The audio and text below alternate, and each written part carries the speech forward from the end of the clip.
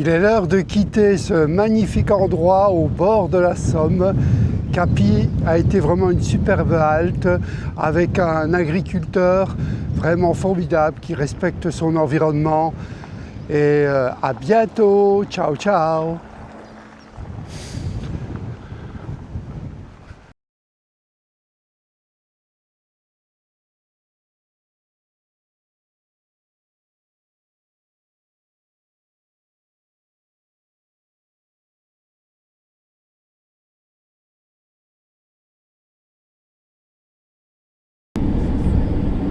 Je suis à 4 km de ma destination, les falaises. Donc je vais camper au bord de la falaise. Ça va être superbe de voir la côte d'Albâtre. Voilà, c'est bien étroit ici. La bordure qui se situe au centre de la petite route. Voilà les premières maisons typiques de la Normandie que je découvre. Saint-Pierre-en-Port. Je suis à même pas 1 kilomètre de ma destination. Donc c'est le village principal, Saint-Pierre-en-Port.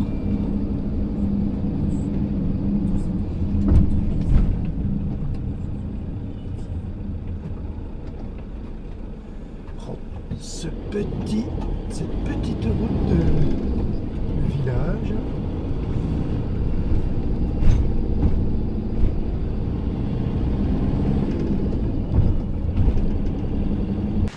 Je suis arrivé au bord de la falaise, je campe dans ce merveilleux endroit et vous voyez il y a une aire de pique-nique qui est là et je vais maintenant me balader sur une dizaine de kilomètres sur le bord supérieur de la falaise et ensuite je descendrai dans le bas pour me balader là paisiblement, j'y arriverai pour admirer les falaises d'en bas.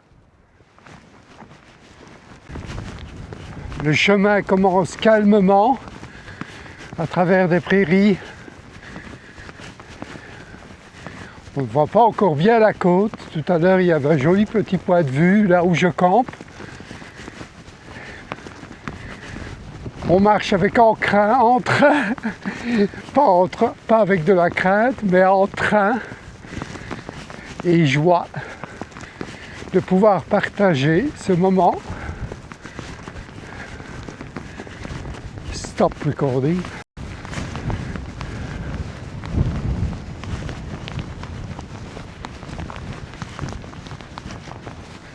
Stop recording. Waouh! Magnifique! Ah, la côte d'Albâtre, c'est superbe. Je vous montre ça tout de suite. Et hop! Magnifique! Avec le petit hameau en bas, c'est la carte postale parfaite que je vous offre.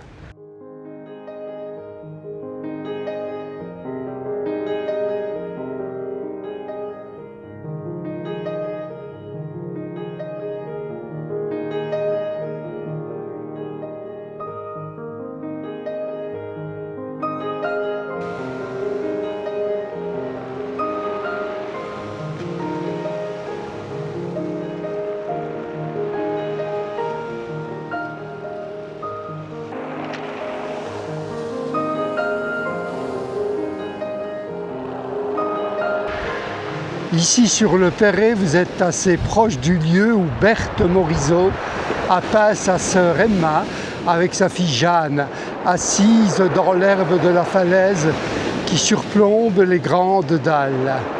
Un air vivifiant traverse cette œuvre, réalisée à l'aquarelle. Une technique que Berthe, attirée par les effets de transparence, maîtrise particulièrement bien. La touche est légère, les silhouettes esquissées par quelques traits énergiques. Et en jouant sur les blancs, le peintre sait mieux que tout autre accrocher la lumière. Et si on disait la peintre, ce serait peut-être un peu mieux. Merci Berthe. pour avoir enchanté ce lieu du trait gracieux de tes pinceaux.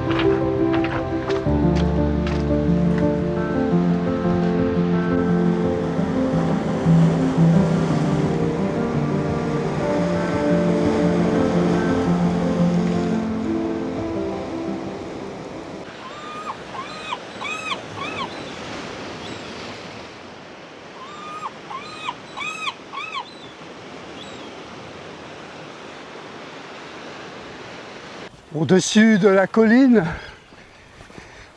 sur un petit promontoire, Patrick était assis sur le banc. Patrick, un parfait inconnu. Je me suis arrêté, nous avons d'abord regardé silencieusement la falaise.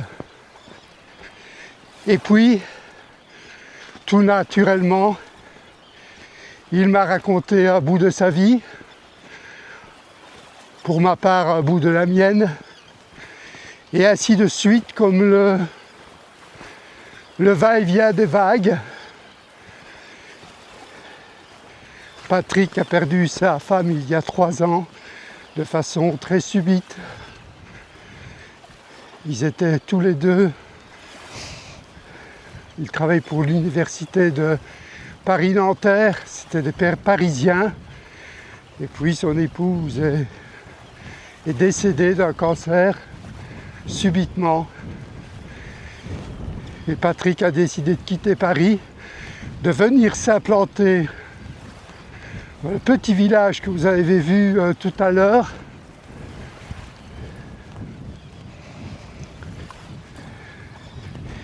Et cet échange et les échanges qui sont inattendus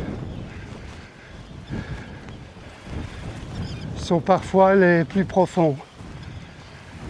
Patrick me disait que chaque jour, il marchait 10 km le long de la falaise, qu'ensuite, il allait nager. Une fois sorti de l'eau, il se couchait sur les galets face à la falaise, puis face à la mer. Puis il rentre chez lui et lit. Il m'a décrit ça comme la meilleure thérapie. Et je dis un grand merci à Patrick. Cet échange, évidemment, je ne peux pas vous le montrer, car il m'a dévoilé une partie de son intimité et moi une partie de la mienne. Et tout ça doit rester dans le secret des rencontres.